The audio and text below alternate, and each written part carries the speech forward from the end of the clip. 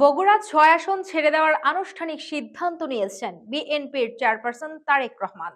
দ্বাদশ জাতীয় সংসদ নির্বাচনে জয়ী হওয়ার দুটি আসনের মধ্যে তিনি ঢাকার ১৭ আসনটি নিজের কাছে রাখার সিদ্ধান্ত নিয়েছেন। আজ নির্বাচন কমিশন সচিবালয় বিষয়টি নিশ্চিত করেছে। ত্রয়োদশ জাতীয় সংসদ নির্বাচনের দুটি আসন থেকে নির্বাচিত হলেও বগুড়া ৬ আসনটি ছেড়ে দিচ্ছেন বিএনপির চেয়ারম্যান তারেক রহমান। সোমবার নির্বাচন কমিশন সচিবালয়ে তার পক্ষ থেকে এই সংক্রান্ত আনুষ্ঠানিক চিঠি জমা দেওয়া হয়েছে। ইসি সচিব আখতার হোসেন জানিয়েছেন, তারেক রহমানের আবেদনের প্রেক্ষিতে এই আসনটি শূন্য ঘোষণা করে গেজেট প্রকাশের প্রক্রিয়া শুরু হয়েছে। আইন অনুযায়ী একাধিক আসনে জয়ী হলে গেজেট প্রকাশের ৩০ দিনের মধ্যে পছন্দের একটি আসন রেখে বাকিগুলো ছেড়ে দেওয়ার নিয়ম রয়েছে। গত ১২ ফেব্রুয়ারি নির্বাচনে ঢাকা ১৭ ও বগুড়া ৬ উভয় আসনেই বিপুল ব্যবধানে জয়ী হন তারেক রহমান। তবে রাজধানী ঢাকার সংসদীয় গুরুত্ব বিবেচনায় তিনি ঢাকার ১৭ আসনটি নিজের প্রতিনিধিত্বের জন্য বেছে নিয়েছেন। এই আসনে তিনি ৭২,৬৯৯ ভোট পেয়ে নিকটতম প্রতিদ্বন্দ্বীকে পরাজিত করেন। অন্যদিকে বগুড়া ৬ আসনে তার প্রাপ্ত ভোট ছিল ২,১৬,২৮৪।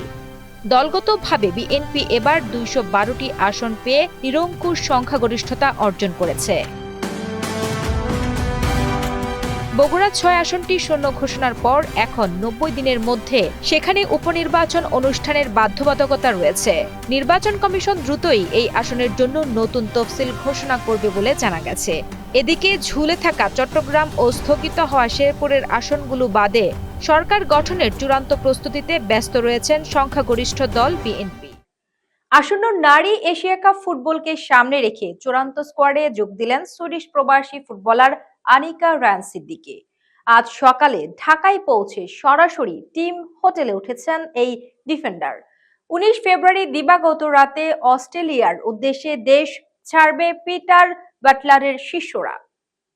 আগামী ১ মার্চ অস্ট্রেলিয়ায় পর্দা উঠছে এশিয়ান কাপ নারী ফুটবলার টুর্নামেন্টের।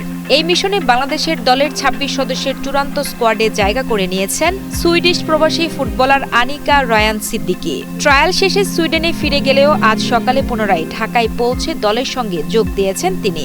ফিটনেস কোচের ইতিবাচক রিপোর্টের ভিত্তিতে কোচ পিটার বাটলার তাকে দলে রাখলেও সাবিনা বা মাসুরার মতো অভিজ্ঞতার বাদ পড়া নিয়ে ফুটবল পাড়ায় চলছে নানা আলোচনা। টুর্নামেন্টে অংশ নিতে ১৯ ফেব্রুয়ারি দিবাগত রাতে সিডনির উদ্দেশ্যে রওনা হবে লাল সবুজের প্রতিনিধিরা।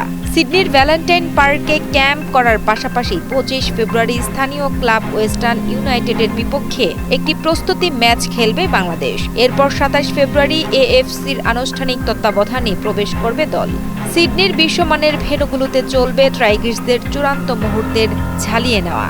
অস্ট্রেলিয়ার সিডনি, পার্থ ও গোল্ড কোস্টের বসবে এশিয়ার ফুটবলের এই মহোৎসব। বাংলাদেশের গ্রুপ পর্বের প্রথম ২ ম্যাচ সিডনিতে এবং শেষ ম্যাচটি ৯ মার্চ পার্থের উজবেকিস্তানের বিপক্ষে অনুষ্ঠিত হবে। গত বিশ্বকাপের আয়োজক হিসেবে অস্ট্রেলিয়া এবারও অংশগ্রহণকারী দলগুলোর জন্য সর্বোচ্চ মানের অনুশীলন ভেন্যু ও সুযোগ সুবিধা নিশ্চিত করার প্রতিশ্রুতি দিয়েছে।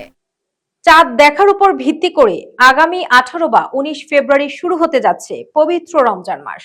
ভৌগোলিক অবস্থানের কারণে এবছর বিশ্বের বিভিন্ন প্রান্তে রোজার সময়সীমায় দেখা যাবে ভিন্নতা। উত্তর গোলার্ধের মুসলিমদের জন্য রোজার দৈর্ঘ্য কমলেও দক্ষিণ গোলার্ধে বাড়বে সিয়াম সাধনার সময়। পবিত্র কোরআন অবতীর্ণের মাস রমজান ঘিরে বিশ্বের কোটি কোটি মুসলিম এখন প্রস্তুতি নিচ্ছেন। এবছর উত্তর গোলার্ধের দেশগুলোতে শীতকাল চলায় রোজার সময় হবে তুলনামূলক কম, প্রায় ১২ থেকে ১৪ ঘন্টা। বিপরীতে চিলি বা দক্ষিণ আফ্রিকার মতো দক্ষিণ গোলার্ধের দেশগুলোতে ১৫ ঘন্টা পর্যন্ত দীর্ঘ হতে পারে রোজার ব্যাপ্তি। চন্দ্র নির্ভর হিজরি বর্ষপুঞ্জির কারণে প্রতি বছর রমজানের আগের বছরের তুলনায় ১০ থেকে ১২ দিন এগিয়ে আসে, যার ফলে ২০৩০ সালে বছরে ২ বার রমজান পালনের সম্ভাবনা রয়েছে। বাংলাদেশের ঢাকায় প্রথম রমজানে রোজার সময়কাল হবে ১২ ঘন্টা ৪৩ মিনিট, যা শেষ দিনে বেড়ে দাঁড়াবে ১৩ ঘন্টা ২৩ মিনিটে। ভারতের দিল্লিতেও প্রায় একই চিত্র দেখা যাবে। সৌদি আরবের রিয়াদ ও কাতারের দোহায় প্রথম দিনে ১২ ঘন্টা ৪৪ মিনিট সিয়াম পালন করতে হবে।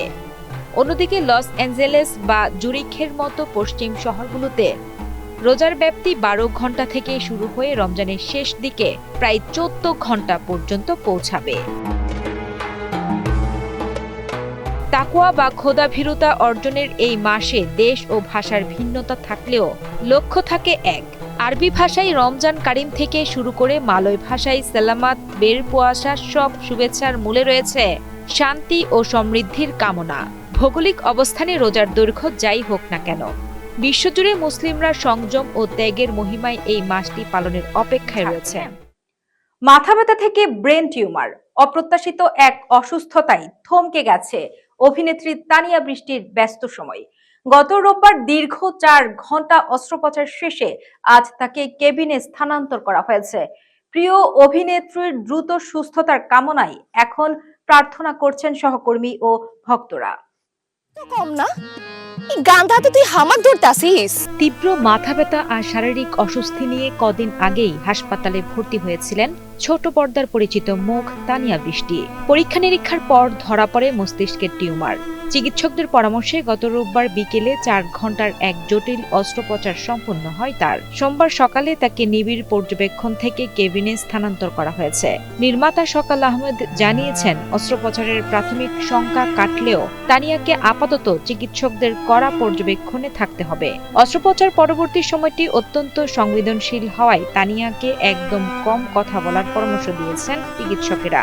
পুরোপুরি বিপদমুক্ত হতে আরো কিছু সময় প্রয়োজন। এই কঠিন সময়ে হাসপাতালে ভিড় না করতে এবং ফোনে বিরক্ত না করতে পরিবারের পক্ষ থেকে বিনীত অনুরোধ জানানো হয়েছে। তানিয়ার মানসিক স্থিতি ও পূর্ণ বিশ্রামের জন্য সবার সহযোগিতা এবং দোয়া চেয়েছেন স্বজনেরা।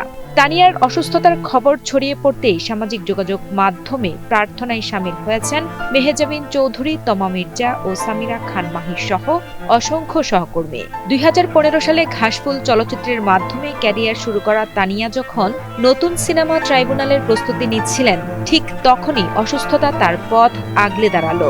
ভক্তদের একটাই প্রত্যাশা, সব বাধা জয় করে প্রিয় অভিনেত্রী আবারও ফিরবেন আপন হাসিতে। বাংলাদেশের নতুন সরকার গঠনের পূর্ণতা পেল মন্ত্রিসভা। আজ বিকেলে জাতীয় সংসদ ভবনে দক্ষিণ প্লাজায় শপথ নিয়েছেন 25 জন পূর্ণমন্ত্রী এবং 24 জন প্রতিমন্ত্রী। রাষ্ট্রপতির কাছ থেকে শপথ নেওয়ার মধ্য দিয়েই দেশ পরিচালনার আনুষ্ঠানিক দায়িত্ব নিলেন তারা। উৎসবমুখর পরিবেশে মঙ্গলবার বিকেলে সম্পূর্ণ হল বিএনপি সরকারের নতুন মন্ত্রিসভার শপথ গ্রহণ অনুষ্ঠান। রাষ্ট্রপতি মোহাম্মদ শাহাবুদ্দিন 25 জন পূর্ণমন্ত্রীকে শপথ বাক্য পাঠ করান। প্রবীণ ও নবীনের সমন্বয়ে গঠিত এই মন্ত্রিসভায় পূর্ণ মন্ত্রী হিসেবে দায়িত্ব নিয়েছেন মির্জা ফখরুল ইসলাম আলমগীর, আমির খসরু মাহমুদ চৌধুরী এবং সালাউদ্দিন আহমদের মতো অভিজ্ঞ রাজনীতিকরা। বর্ণাঢ্য এই আয়োজনে অংশ নেন দেশি বিদেশি বিশিষ্ট অতিথিবৃন্দ। এবারের মন্ত্রিসভায় দেখা গেছে অভিজ্ঞতার সাথে আধুনিকতার এক অনন্য সংমিশ্রণ। 25 জন পূর্ণমন্ত্রীর মধ্যে মোহাম্মদ আমিন ও রশিদ ও খলিলুর রহমান টেকনোক্রেট হিসেবে স্থান পেয়েছেন। হাফিজউদ্দিন আহমেদ বীর বিক্রম, আরিফুল হক চৌধুরী এবং আফরোজা খানম রিতার মতো পরিচিত মুখগুলো শপথের মাধ্যমে নতুন পথ চলা শুরু করলেন। সরকারের নীতি নির্ধারণী এই পর্ষদ আগামী দিনে দেশের সংস্কার ও উন্নয়নের মুখ্য ভূমিকা পালন করবে বলে আশা করা হচ্ছে। পূর্ণমন্ত্রীদের পাশাপাশি 24 জন প্রতিমন্ত্রীও আজ শপথ নিতে ডাক পেয়েছেন। এই তালিকায় সুলতান সালাউদ্দিন টুকু, ইশরাক হোসেন এবং নুরুল হক নূরের মতো তরুণ নেতৃত্বের সরব উপস্থিতি নজর কেড়েছে। এছাড়া জুনায়েদ সাকি ও ভবি হাজ্জাজের মতো ভিন্ন ধারার রাজনীতিবিদদের অন্তর্ভুক্তি মন্ত্রিসভায় এক নতুন মাত্রা যোগ করেছে। সব বিভেদ ভুলে একটি সমৃদ্ধ বাংলাদেশ গড়ার প্রত্যয়ে যাত্রা শুরু হলো নতুন এই প্রশাসনের। বিপুল জনরায়ে বিজয়ী হয়ে আজ প্রধানমন্ত্রী হিসেবে শপথ নিলেন তারেক রহমান। রাষ্ট্র পরিচালনার গুরুদায়িত্ব কাঁধে নেওয়ার পর এখন জনমনে কৌতূহল, দেশের সরকার প্রধান হিসেবে তিনি ঠিক কি কি সুযোগ সুবিধা পাবেন। এ নিয়ে বিস্তারিত থাকছে ডেস্ক রিপোর্টে। দীর্ঘ প্রতীক্ষার পর বাংলাদেশের প্রধানমন্ত্রী হিসেবে দায়িত্বভার গ্রহণ করেছেন তারেক রহমান। রাষ্ট্রীয় আইন অনুযায়ী দেশের সরকার প্রধান হিসেবে তিনি মাসে 1,15,000 টাকা মূল্য বেতন পাবেন। এর পাশাপাশি মাসে 1 লাখ টাকা বাড়ি ভাড়া ভাতার বিধান থাকলেও সাধারণত প্রধানমন্ত্রী হিসেবে তিনি নির্ধারিত সরকারি বাসভবনেই অবস্থান করবেন, যার বিদ্যুৎ, গ্যাস, পানি সহ যাবতীয় ইউটিলিটি খরচ বহন করবে রাষ্ট্র। প্রধানমন্ত্রীর জন্য দৈনিক 3,000 টাকা যাতায়াত ও অবস্থান ভাতা বা ডেইলি অ্যালাউন্স নির্ধারিত রয়েছে। নিরাপত্তা ও ভ্রমণের কথা মাথায় রেখে আকাশপথের চলাচলের ক্ষেত্রে তিনি পাবেন 25 লাখ টাকার বীমা কভারেজ। এছাড়া সরকারি কাজে অফিস ও বাসভবনে যাতায়াতের যাবতীয় ব্যয়ভারও বহন করবে সরকার। পাশাপাশি তিনি এবং তার পরিবারের নির্দিষ্ট কিছু ব্যয়ও রাষ্ট্রীয় ভাতা হিসেবে গণ্য হবে। জনকল্যাণমূলক কাজের জন্য প্রধানমন্ত্রীর অধীনে থাকছে 1.5 কোটি টাকার একটি বিশাল স্বেচ্ছাধীন তহবিল। এর বাইরে বিনোদন আপ্যায়ন বাবদ ব্যয়কৃত সমুদয় অর্থ তিনি ভাতা হিসেবে পাবেন। রাষ্ট্র পরিচালনার এই গুরুদায়িত্ব পালনের পাশাপাশি তারেক রহমান এ নির্ধারিত আইনি কাঠামোর মধ্যেই প্রয়োজনীয় সকল সুযোগ সুবিধা ভোগ করবেন।